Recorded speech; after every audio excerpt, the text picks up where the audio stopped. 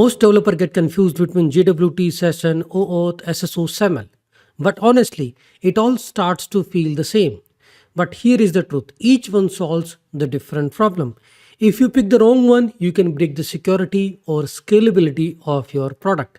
So in this video, I will try to simplify everything using visual diagrams, no coding, no confusion. So by the end of this video, you will know when to use JWT, when to use cookies and session, how Google login actually works, and how companies are using SSO SAML to get the authentication done. So I will be using these visual diagrams to explain all these different flow, authentication, auth, SSO, SAML, and OIDC. So this SSO you can understand from this diagram. User logs into the identity provider just once. The IDP creates the SSO session. Now the user can access email, analytics, chat or drive all without logging in again. So if you look at the sequence diagram, user access the app 1, gets redirected to IDP, logs in, get access. User access to the app 2, gets redirected to the IDP, SSO session exists, instant access to the second app. So first let's try to understand what is the SSO single sign-on. From the language you can understand, okay, you need to log in once and you start accessing everything.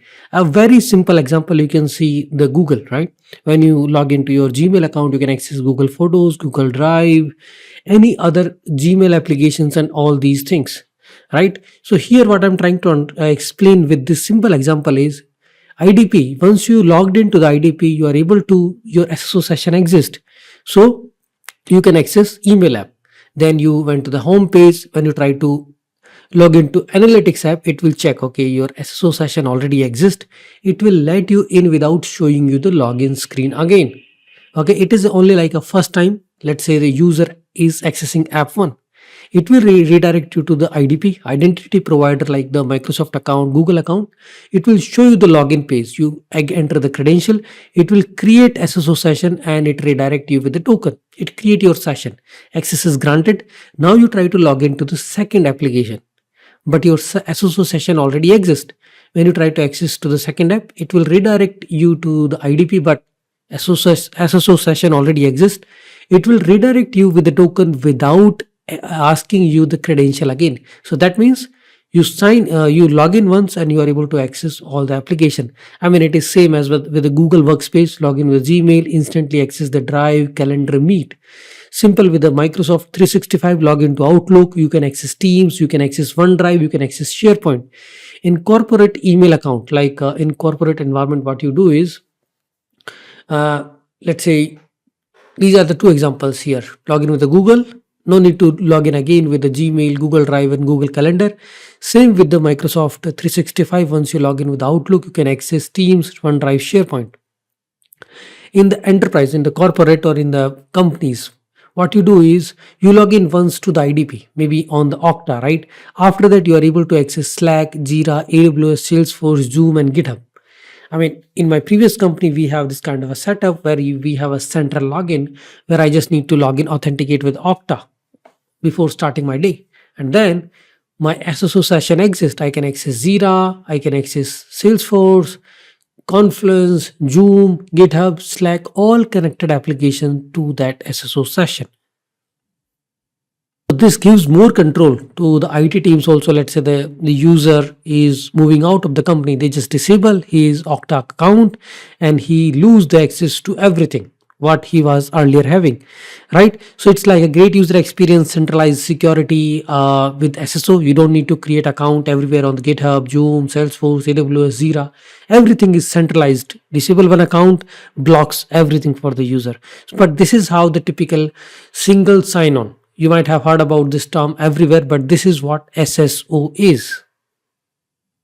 So when it comes to SSO, these are the two protocols which enables SSO. One is SSO SAML 2.0 and one is the OIDC. So you might have heard this term SAML and OIDC. I mean, these are the two, you can say, different ways to enable SSO in your application. So SAML is XML assertion, enterprise focus, since it is there since 2005. OIDC is somewhat new. It is built on top of JWT, JSON Web Token, used for modern web and mobile. It is lightweight. but SAML is little complex setup. So here is when to use what. So when to use SAML, like when you are using Salesforce, Workday, ServiceNow, Active Directory, legacy enterprise applications, they are too much deep into the SAML. They are using SAML since a long time, so they support SAML integrations for enabling SSO.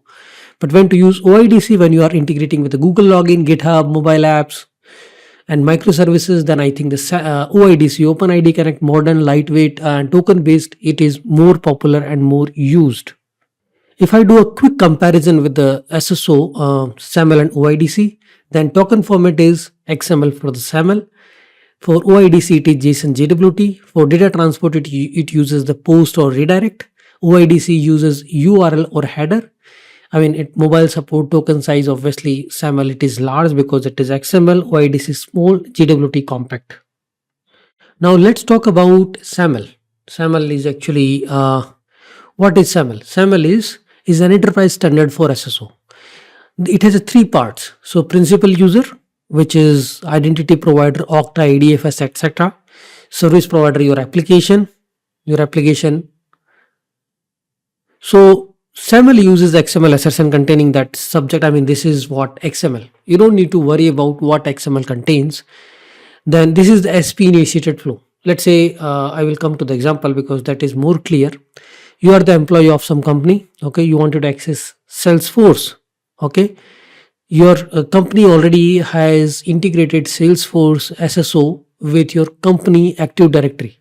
Okay, so you're not logged in, it will redirect you to the corporate ADFS, maybe Azure Intra or ADFS. It will show company login page, you enter your credentials, your Active Directory validate it, and you are able to log into Salesforce session, right? So what you did you actually log in with your IDP, identity provider, which is your company account, company ADFS, and you are able to log in to Salesforce with that. So this is called SP initiated flow. That means, let's say I am working for a company that has enabled SSO connection with a Salesforce. What I will do, I will go to the Salesforce website, and they might give me some button. Okay, log in with SSO, right? Then I will click on it. It will redirect me to my IDP, means my Azure account or my ADFS or whatever. So this is how it will work. User not authenticated. So what it will do, it will show the login page. You submit a credentials, authenticate user. It will generate SML assertion, and it will send a SAML response back. Okay. After that, the service provider will help you, will able to log in you by creating the session. So service provider is Salesforce. Identity provider is your Azure Intra directory in your organization. So identity provider is your corporate ADFS, Okta, or Azure Entra directory that has your user pool, user information. That is Active Directory.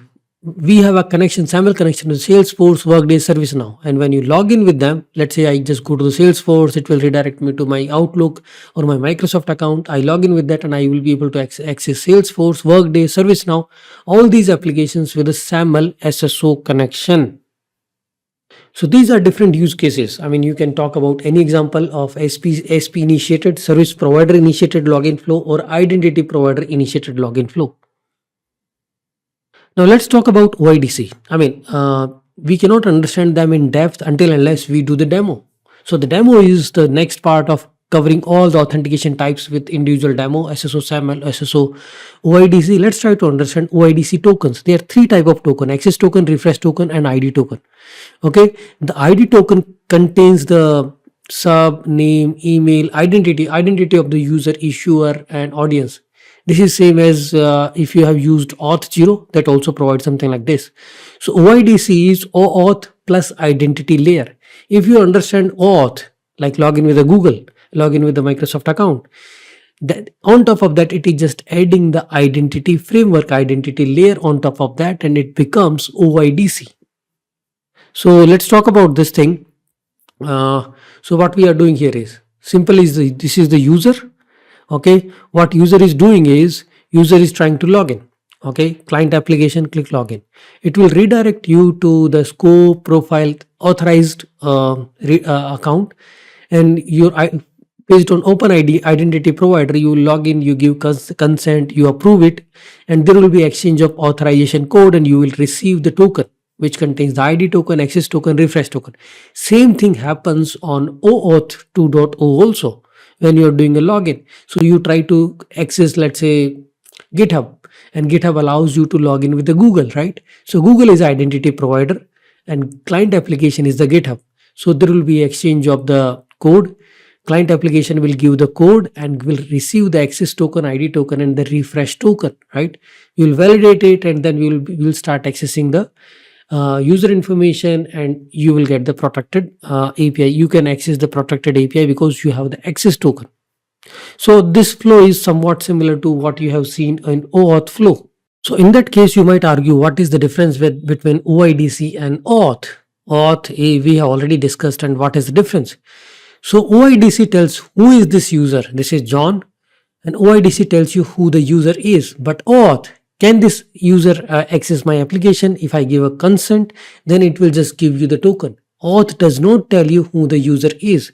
I mean, yes, this is what OAuth is, but OIDC gives you the who the user is also. So the question is the authentication. What can you access? The answer is OAuth 2.0 has access token which grants permission. But in the authentication, in the OIDC, the who are you? So this is the OIDC token which proves the identity. I mean, they are like a similar thing, but in Auth, you make an extra API call to get more information about the user. But in OIDC tells you who the user is. So this is a real world analogy. We can try to understand more about it. Auth has a key card, grant access to the room, does not prove who you are. You just have a token. But in OIDC as a passport, it proves you who you are, your name, your photo, your identity, and you need both, because passport to check in, key card to access the room. That's why OIDC is the combination of both OAuth and identity on top of that. It gives you identity who you are. So much of a theoretical and these flow diagrams. Let's cover the actual implementations in the coming sessions.